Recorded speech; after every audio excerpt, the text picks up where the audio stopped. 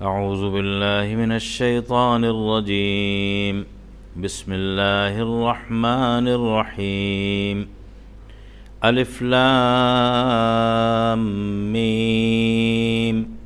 ذلك الكتاب لا ريب فيه هدى للمتقين الذين يؤمنون بالغيب ويقيمون الصلاة ومما رزقناهم ينفقون والذين يؤمنون بما أنزل إليك وما أنزل من قبلك وبالآخرة هم يوقنون أولئك على هدى من ربهم وأولئك هم المفلحون. صدق اللہ العظیم.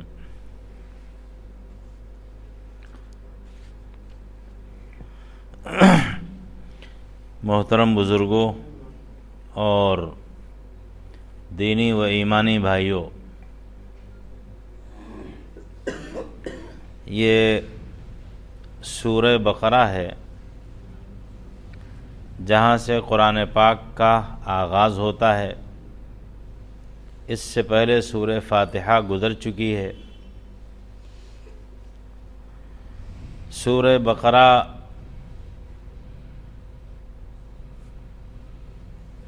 مدینہ طیبہ میں یعنی ہجرت کے بعد نازل ہونے والی صورتوں میں پہلی صورت ہے اور یہ مدنی صورت ہے اور قرآن مجید کی سب سے طویل صورت ہے، لمبی صورت ہے. اس کے اندر 286 آیتیں ہیں اور 40 رکوع ہیں. اس اعتبار سے یہ قرآن پاک کی سب سے طویل صورت ہے. سورہ بقرہ کا نام سورہ بقرہ اس لیے پڑا ہے کہ آگے چل کر کے اس میں بقرہ یعنی گائے کا تذکرہ ہے اور بنی اسرائیل کے تعلق سے احکام نازل ہوئے تھے جن کا تعلق بقرہ سے تھا، گائے سے تھا. تو اس وجہ سے اس کا نام سورہ بقرہ پڑا ہے. سورہ بقرہ بہت ہی عظیم الشان صورت ہے اور احادیث میں اس کی بڑی فضیلت آئی ہے. اللہ کے رسول صلی اللہ علیہ وسلم سے یہ بات مروی ہے کہ سورہ بقرہ جو شخص بھی پڑھے گا اس کے گھر میں شیطان داخل نہیں ہو سکتا ہے. اسی طرح سورہ بقرہ پڑھنے کا جو اہتمام کرے گا اس کے اوپر جادو کا اثر نہیں ہوگا. اگر کسی مجنون پر اس کو پڑھ کے دم کر دیا جائے تو انشاءاللہ اس کو افاقہ ہوگا. سورہ بقرہ کو سنام القرآن یا ذروۃ القرآن یعنی قرآن کی اعلیٰ ترین سورت قرار دیا گیا ہے اور اس کو سنام کہا گیا ہے یعنی چوٹی کی چیز ہے. سنام کہتے ہیں اونٹ کی کوہان جو اوپر کوٹھی ہوتی ہے اس کو سنام کہتے ہیں اور اس سے مراد یہ ہے کہ بڑی اعلیٰ اور بڑی اونچی یہ سورت ہے جس کا نزول ہوا ہے اور خاص طور سے اس کے اندر 10 آیتیں نہایت محتم بالشان ہیں. اس میں 4 آیتیں تو یہی ہیں جو بھی پڑھی گئی ہیں. اس کے بعد آیت الکرسی بہت عظیم الشان آیت ہے اور اس سے لگ کر کے 2 آیتیں اور ہیں. اس کے بعد اخیر سورت کی 3 آیتیں. یہ 10 آیتیں ایسی ہیں جن کا بدل پورے قرآن میں ملنا مشکل ہے. اور اس صورت کا آغاز الف لام میم سے ہوتا ہے۔ ہم پہلے درس میں آپ کے سامنے یہ عرض کر چکے ہیں کہ مفسرین کی اصطلاح میں ان کو حروف مقطعات کہا جاتا ہے، اور اس کو اسی طرح پڑھا جاتا ہے الف لام میم حا میم عین سین قاف۔ بہت سارے مفسرین نے اس کے معنی بیان کیے ہیں، جو مثال کے لیے ہیں، جو تنبیہ کے لیے ہیں، اور جو گویا کی ذہنوں کو قریب کرنے کے لیے ہیں۔ لیکن حقیقی بات یہ ہے جس پر تمام بڑے مفسرین کا تقریباً اتفاق ہے کہ اس کے معنی سوائے اللہ کے کسی کو نہیں معلوم۔ یہ ایک ایسا راز ہے اللہ کا جس نے کسی کو نہیں بتایا ہے، اور اگر اللہ کے رسول صلی اللہ علیہ وسلم کو اللہ تعالیٰ نے بتا بھی دیا تو یہ اللہ اور اس کے نبی کے بیچ کا ایک راز ہے جس کی تعلیم امت کو نہیں دی گئی ہے، اور ہمیں اس کے معنی تلاش کرنے کا نہ صرف یہ کہ حکم نہیں دیا گیا ہے بلکہ اس کے ٹوہ میں پڑھنے کے ممانعت بھی کی گئی ہے، اس لیے کہ جب یہ ایک راز ہے، خدائی راز ہے، وہ اللہ کی ذات تک ہو یا اللہ اور رسول کے بیچ کا ایک راز ہو، تو ہمارے پاس اس کے جاننے کا کوئی ذریعہ نہیں ہے، اور جس کو جاننے کا کوئی ذریعہ نہ ہو اس کے ٹوہ میں لگنا اور اس کی تلاش میں پڑنا سوائے تضییع اوقات کے اور کچھ نہیں ہے۔ اس لیے جہاں بھی اس طریقے حروف آئیں آپ یہ سمجھ لیجئے کہ یہ ایک خدائی راز ہے جس سے دنیا ناواقف ہے، اور اگر اللہ کے رسول صلی اللہ علیہ وسلم کو علم بھی تھا تو امت کو اس کی تعلیم دینے سے روک دیا گیا ہے۔ اس لیے کہیں پر بھی رسول اللہ صلی اللہ علیہ وسلم سے جن پر کہ قرآن نازل ہوا ہے کوئی تشریح الف لام میم کی نہیں ملتی، لہذا ہم بھی اس کو اسی طرح چھوڑتے ہیں، یہ مان کر کے کہ یا تو یہ خدائی راز ہے یا اللہ اور اس کے نبی کے بیچ کا راز ہے جس کو اللہ سمجھ سکتا ہے، یا اگر بتایا گیا تو ان کے نبی صلی اللہ علیہ وسلم سمجھ سکتے ہیں، ہمیں اس کے جاننے کا حکم نہیں ہے۔ آپ کو یاد ہوگا ہم نے سورہ فاتحہ کی تفسیر کے وقت یہ بتایا تھا کہ سورہ فاتحہ پورے قرآن کا خلاصہ ہے، اور پورے قرآن میں جتنے مضامین آئے ہیں ان کا اشاریہ اس میں دے دیا گیا ہے، اور بنیادی طور پر 3 مضمون اس میں بہت ہی اہم بیان کیے گئے ہیں۔ پہلا مضمون تھا اللہ کی ربوبیت کا اعلان، یعنی اللہ کا پروردگار عالم ہونا، اس کا رب العالمین ہونا، سارے جہانوں کا پالنہار ہونا، اس کا اعلان تھا۔ دوسری حقیقت یہ بیان کی گئی تھی کہ مستحق عبادت سوائے اللہ کے کوئی نہیں ہے، اور تیسری حقیقت یہ بیان کی گئی تھی کہ ہدایت کی طلب، اہدنا الصراط المستقیم صراط الذین انعمت علیہم غیر المغضوب علیہم ولا الضالین۔ تو اللہ کی ربوبیت کا اعلان، اس کے مستحق عبادت ہونے کا اعلان، اور اس سے طلب ہدایت یا ہدایت کی درخواست۔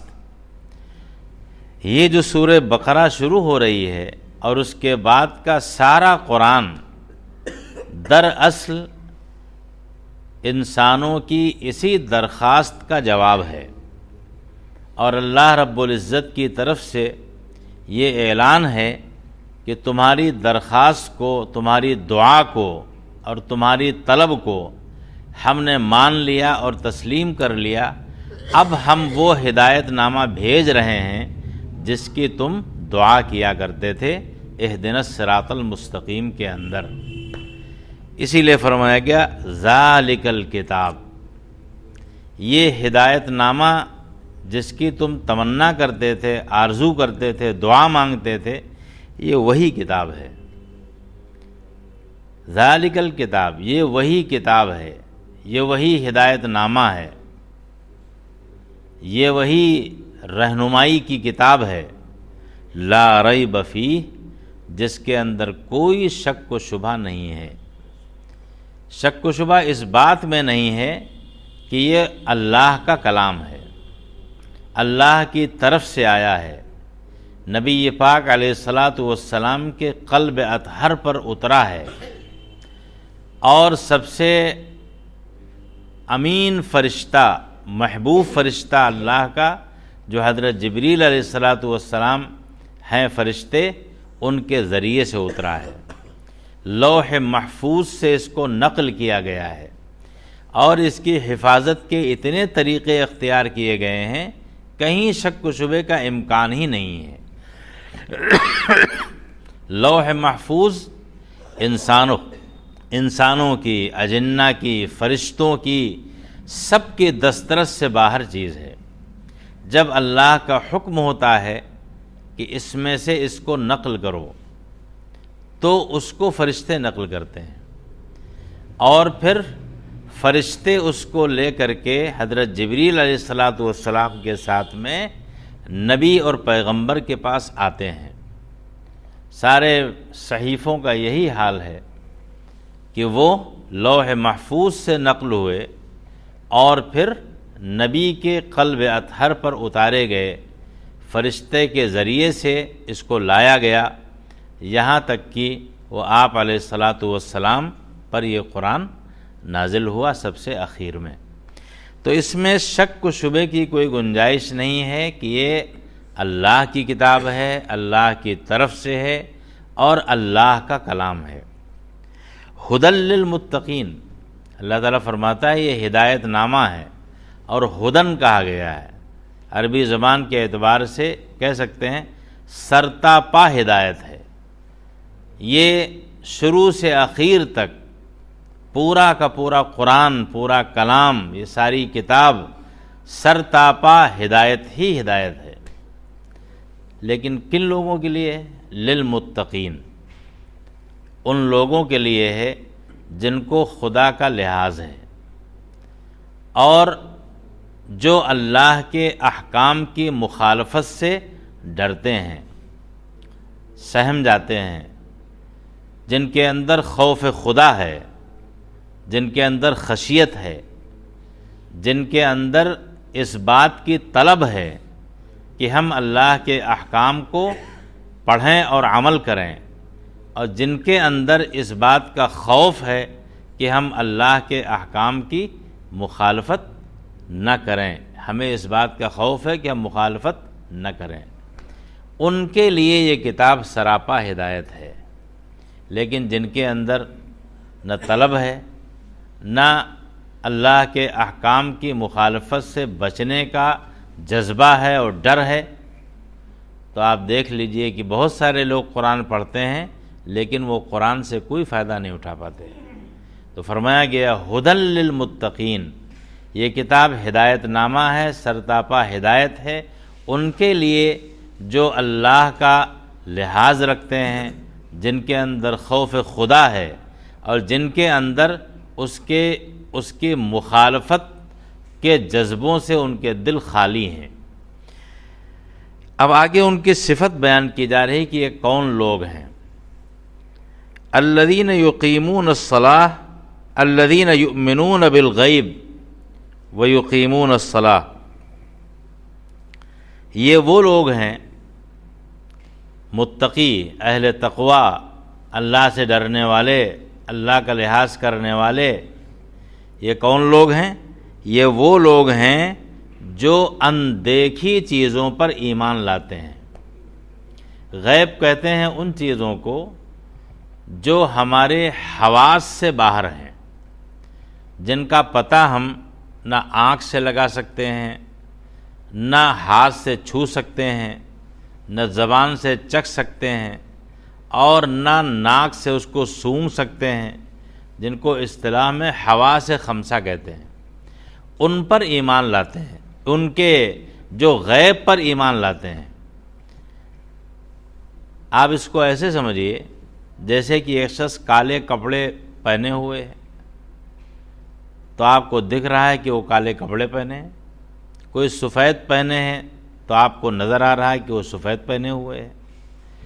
آپ کہہ سکتے ہیں کہ یہ سفید کپڑے پہنے ہوئے ہیں، کالے کپڑے پہنے ہوئے ہیں۔ اس کو تصدیق تو کہیں گے کہ تصدیق کر رہا ہے، لیکن اس کو ایمان لانا نہیں کہیں گے۔ اس لیے نہیں کہیں گے کہ یہ آپ کے مشاہدے میں ہے، آپ اس کو دیکھ رہے ہیں، آپ کی نگاہوں کے سامنے ہیں۔ ایمان کہتے ہیں ان حقائق پر ایمان لانا جو ہماری حواس سے باہر ہیں، جن کو ہم دیکھ نہیں سکتے، جن کو ہم اپنی عقل سے معلوم نہیں کر سکتے، جہاں تک ہمارے علم کی رسائی نہیں ہے، ان سے پرے ہیں وہ، ان پر ایمان لانا۔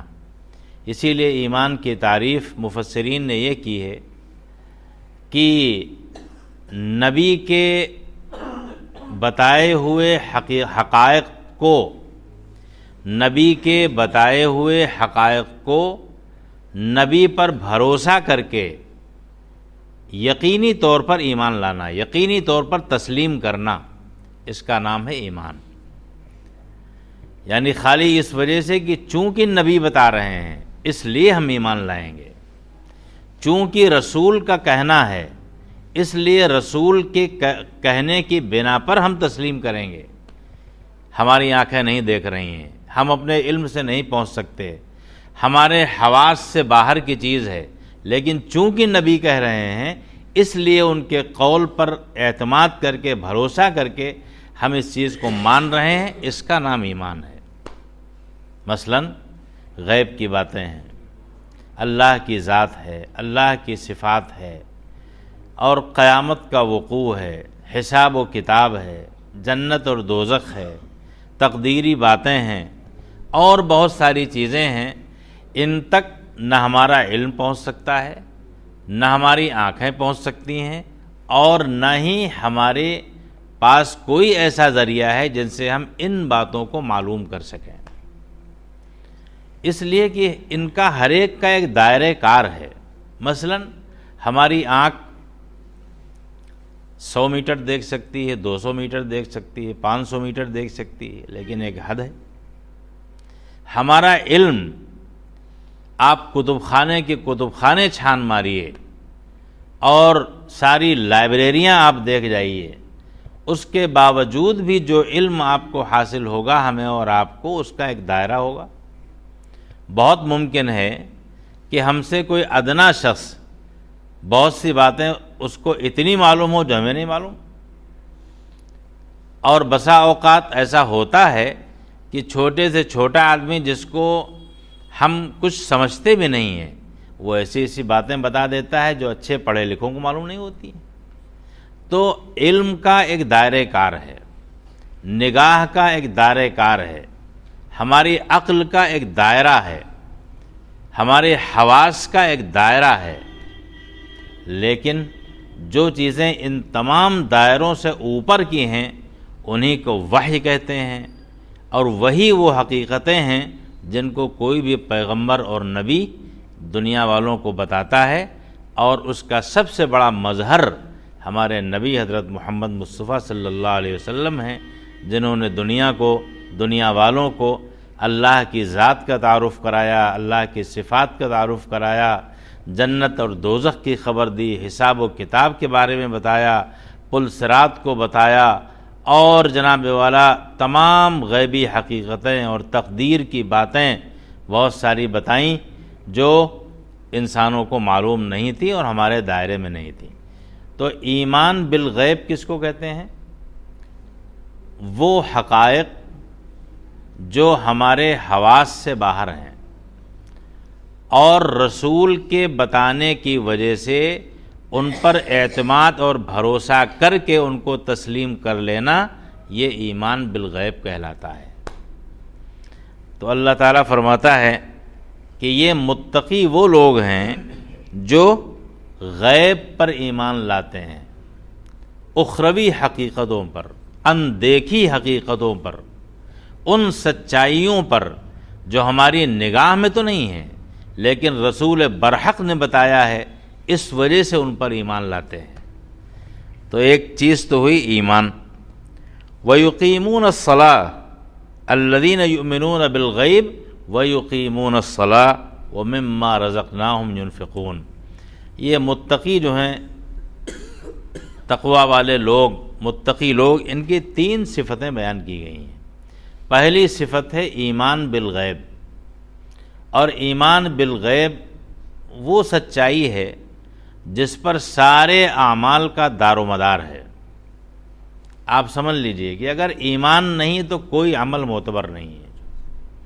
ہو سکتا ہے کہ اس نیکی کا دنیا میں فائدہ مل جائے اور اس کے اندر مسلم اور غیر مسلم سب برابر ہیں، کوئی شخص بھی کوئی اچھا کام کرے تو اللہ تعالیٰ اس کو دنیا میں اس کا صلہ دے سکتا ہے، غیر مسلم کرے تو اس کو بھی ملے گا۔ کسی کو پانی پلا دیا، کسی کو کھانا کھلا دیا، کسی ننگے کو کپڑا پہنا دیا، بھوکے کو کھلا دیا وغیرہ، یہ جو کام ہے جنہیں پن کا کام کہتے ہیں، اگر ان کو کوئی غیر مسلم کرے گا تو اس کو بھی دنیا میں اللہ تعالیٰ اس کا صلہ دے دے گا، البتہ آخرت کے لحاظ سے اس کا کوئی حصہ نہیں ہے۔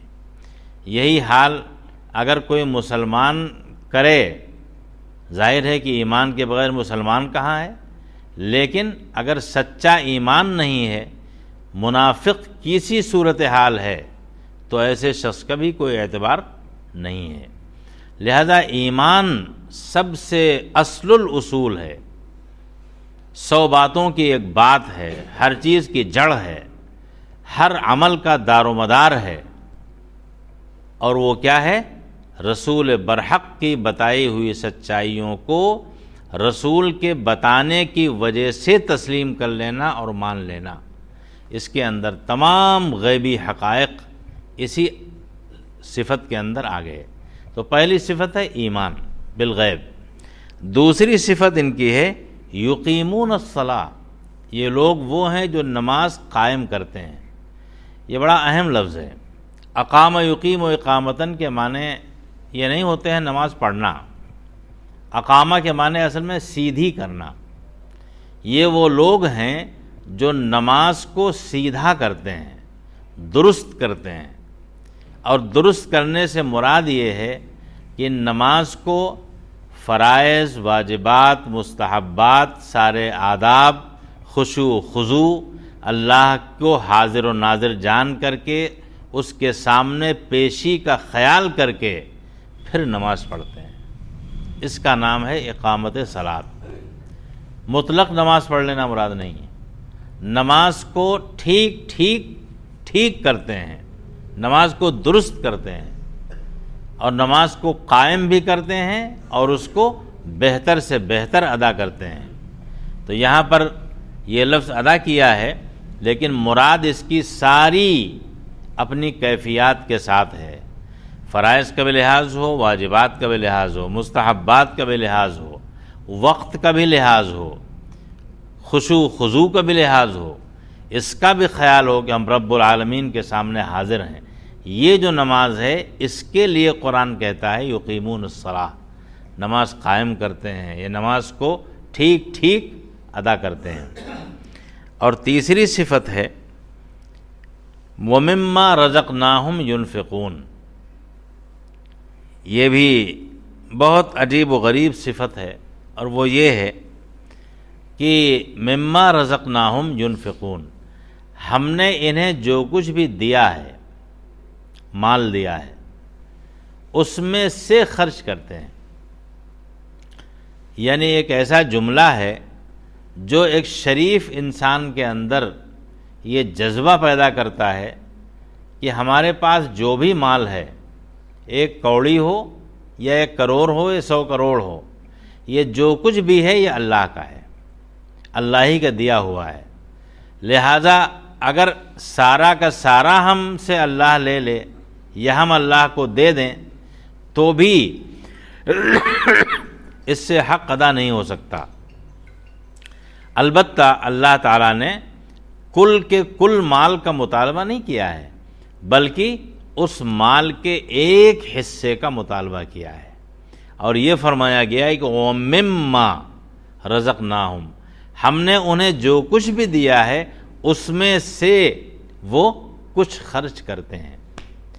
یہاں پر انفاق فی سبیل اللہ کہا گیا ہے۔ انفاق فی سبیل اللہ میں وہ تمام شکلیں آ جاتی ہیں جن کا تعلق صدقات سے ہو، زکوٰۃ سے ہو، دیگر مصارف سے ہو، اور للہ فی اللہ کسی پہ خرچ کرنا ہو، ساری شکلیں آ جاتی ہیں۔ قرآن کی اصطلاح میں بالعموم زکوٰۃ کے لیے زکوٰۃ کا ہی لفظ آیا ہے، لیکن جہاں انفاق کا لفظ آیا ہے وہاں پر یہ سارے کے سارے معانی کو حاوی ہے۔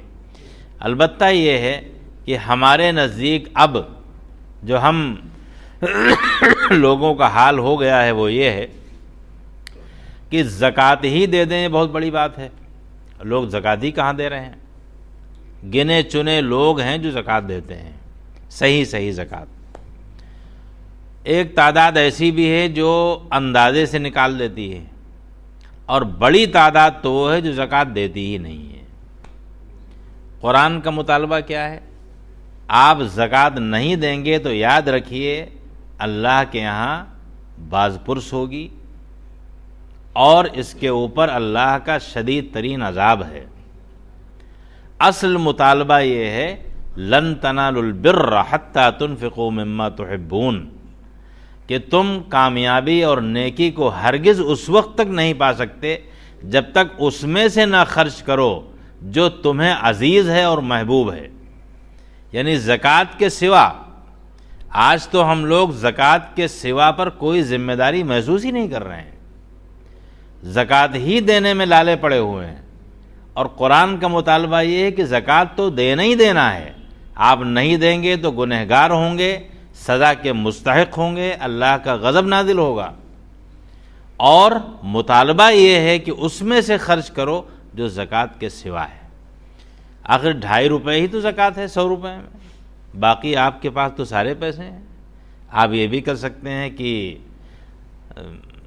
اس میں سے کچھ حصہ اور نکال دیں، کچھ اور خرچ کر دیں، اپنے لیے 60 رکھیں، اللہ کے لیے 40 خرچ کر دیں، اپنے لیے آدھا رکھیں، اللہ کے راستے میں آدھا خرچ کر دیں۔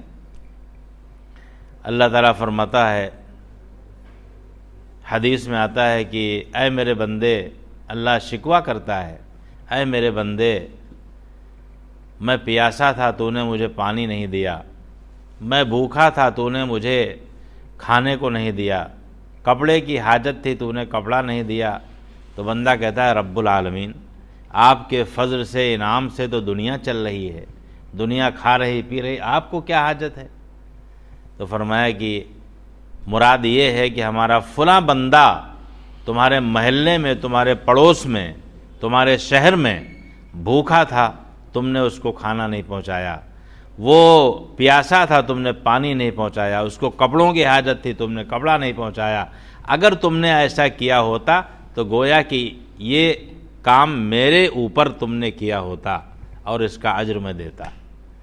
تو یہ ہے اصل، میرے بھائیو، اس کو خوب سمجھ لیجئے، زکوٰۃ نہ دینا گناہ کا سبب ہے، اللہ کے ہاں پریشانی اور دشواری کا باعث ہے، اس کے اوپر شدید ترین عذاب ہے۔ اصل مطالبہ یہ ہے کہ زکوٰۃ کے سوا بھی اپنے مال میں سے خرچ کرو جو تمہیں عزیز ہے اور محبوب ہے، اور جس کو تم دبا دبا کر کے اپنے خواہش نفس کے لیے اس کو رکھتے ہو اور صحت کے بینکوں میں اس کو جمع کرتے ہو۔ یہ اصل مطالبہ ہے۔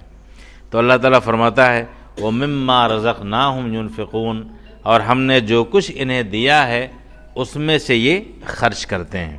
یہ 3 صفتیں ہو گئیں، ایمان بالغیب، نماز کا قائم کرنا، اور اللہ کے راستے میں خرچ کرنا جو بے شمار ہیں۔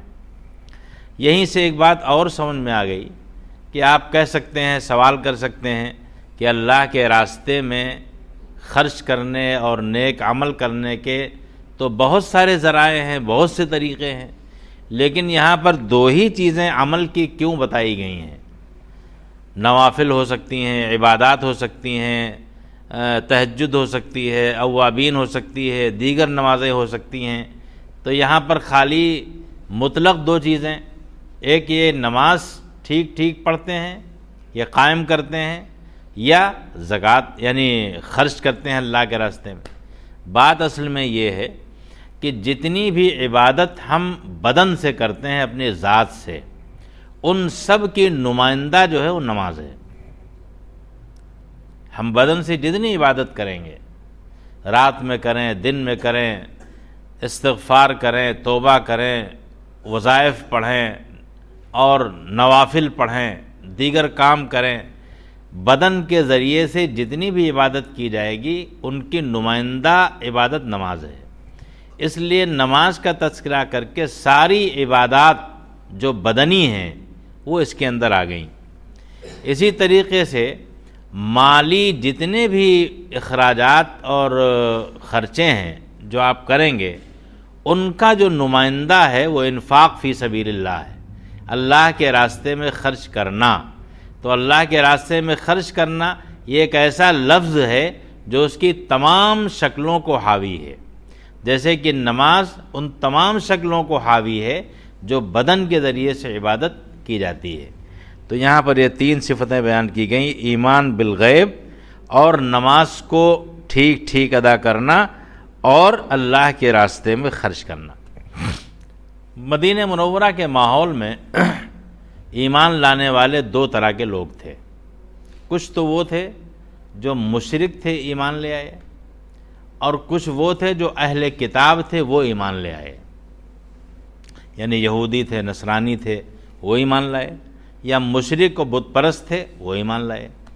دونوں کے لیے آگے بتایا جا رہا ہے جو انہی کی صفت کے طور پر ہے کہ والذین یؤمنون بما انزل الیک وما انزل من قبلک، اور وہ لوگ جو ایمان لاتے ہیں اس پر جو آپ پہ اتارا گیا یعنی قرآن پر، اور ان پر جو آپ سے پہلے کتابیں اتری ہیں ان پر ایمان لاتے ہیں۔ تو تمام اہل سنت والجماعت کا اس پر اتفاق ہے، تمام مفسرین کا اتفاق ہے کہ جتنے آسمانی صحیفے نازل ہوئے ہیں، یعنی اپنے اپنے وقتوں میں جو نازل ہوئے، وہ آسمانی صحیفے تھے، وہ اللہ کا کلام تھا، اپنے اپنے وقتوں میں ان پر عمل کرنا فرض تھا۔ البتہ نبی پاک علیہ الصلاۃ والسلام کی بعثت کے بعد جب قرآن اترا تو قرآن پر ایمان لانا بھی ضروری ہے، اور جو گزشتہ آسمانی صحیفے ہیں ان صحیفوں پر ایمان لانا بھی ضروری ہے۔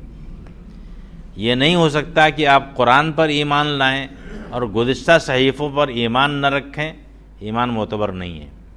گزشتہ صحیفوں پر ایمان رکھیں، قرآن پر ایمان نہ رکھیں، ایمان معتبر نہیں ہے۔ لہذا لازم ہے کہ تمام آسمانی صحیفوں پر، تمام گزشتہ انبیاء پر اور نبی پاک علیہ الصلاۃ والسلام پر اور قرآن پر جن کا ایمان ہوگا انہی کا ایمان معتبر ہے۔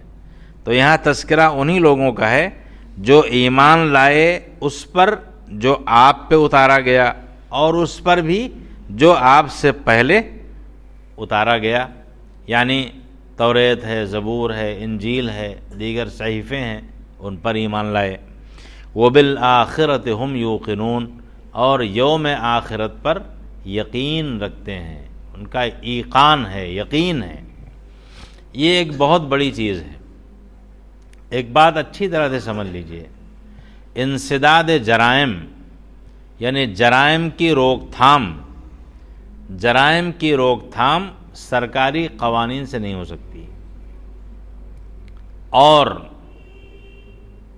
ایک مرتبہ امریکن پارلیمنٹ سے بل پاس ہوا کہ شراب کی ممانعت کر دی جائے، اس سے فتنہ پیدا ہو رہا ہے، فساد برپا ہو رہا ہے، تو شراب پینے کا رواج اور بڑھ گیا۔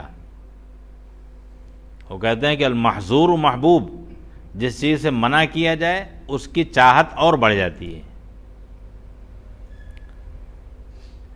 کوئی چیز، جرائم اس وقت رک سکتے ہیں جب آخرت کی جواب دہی کا احساس ہو اور یہ بات سامنے ہو کہ رب العالمین کے سامنے ہماری پیشی ہونا ہے اور اس کا حساب و کتاب ہونا ہے۔ خوف الہی، خوف خدا، آخرت کی جواب دہی، اللہ کے سامنے کی پیشی، یہ وہ چیز ہے اصلاً جو جرائم کو روکتی ہے، ورنہ جرائم نہیں روک سکتے۔ سرکاری قوانین کا ہو سکتا ہے ظاہر میں کوئی پالن کر لے اور اس کی تعداد بھی تھوڑی ہے، اور یہ تو بالکل یقین درجے کی چیز ہے کہ سرکاری قوانین اکثر ایسا ہوتا ہے کہ ان کو عقل تو چاہے مان لے لیکن دل ان کو قبول نہیں کرتا ہے۔ لیکن اگر اللہ کا خوف ہے، جواب دہی کا احساس ہے، تو انسان سڑک پر بھی برائی نہیں کرے گا اور اپنی خلوت میں بھی برائی نہیں کرے گا، کمرے کے اندر بھی برائی نہیں کرے گا۔ وہ نگاہ اٹھا کر کے غیر محرم پر اس لیے نہیں ڈالے گا کہ اس کا بھی اللہ کے ہاں حساب ہونا ہے۔ وہ چوری اس لیے نہیں کرے گا کہ اللہ کی آنکھیں دیکھ رہی ہیں۔ وہ ڈاکہ اس لیے نہیں ڈالے گا کہ قدرت کی نگاہ ہمارے اوپر ٹکی ہوئی ہے، ہم اس کی نظروں سے محفوظ نہیں رہ سکتے اور اس کے سامنے جواب دہی ہماری طے ہے۔ یہ وہ چیز ہے جو انسان کو برائیوں سے اثراً روکتی ہے۔ تو یہ جس چیز پر زور دیا گیا ہے، آخرت پر جو ایمان ہے، اس پر تو ایک عام بات ہو گئی تھی، لیکن دوبارہ پھر یہ کہا گیا ہے یہ وہ لوگ ہیں جو آخرت پر یقین رکھتے ہیں، یعنی اللہ کے سامنے جواب دہی اور اللہ کے سامنے پیشی پر یقین ہے، اور آپ یقین مانیے کہ اسی ذریعے سے برائیاں رکتی ہیں۔ لہٰذا یہ بہت بڑی صفت ہے جو بیان کی گئی ہے۔ اس کے بعد اخیر میں فرمایا گیا اولئک علی ھدی من ربہم، یہی وہ لوگ ہیں، یعنی جن کا غیب پر ایمان ہے، جو نماز کو ادا کرتے ہیں ٹھیک ٹھیک، جو اللہ کے راستے میں خرچ کرتے ہیں، جو قرآن پر بھی ایمان رکھتے ہیں اور گزشتہ صحیفوں پر بھی ایمان رکھتے ہیں، اور یوم آخرت، روز جزا پر بھی ان کا پورا پورا یقین ہے۔ یہی وہ لوگ ہیں جو پورے ہدایت پر، یہی وہ لوگ ہیں جو اللہ کی طرف سے ہدایت یافتہ ہیں، بانصیب ہیں، بامراد ہیں، ہدایت یافتہ ہیں۔ وَأُولَئِكَ هُمُ الْمُفْلِحُونَ، اور یہی وہ لوگ ہیں جو حقیقی طور پر کامیاب ہیں۔ مفلح اس کامیابی کو کہتے ہیں جو مکمل ہو، جو ادھوری نہ ہو، یعنی دنیا کے بھی کامیاب اور آخرت کے بھی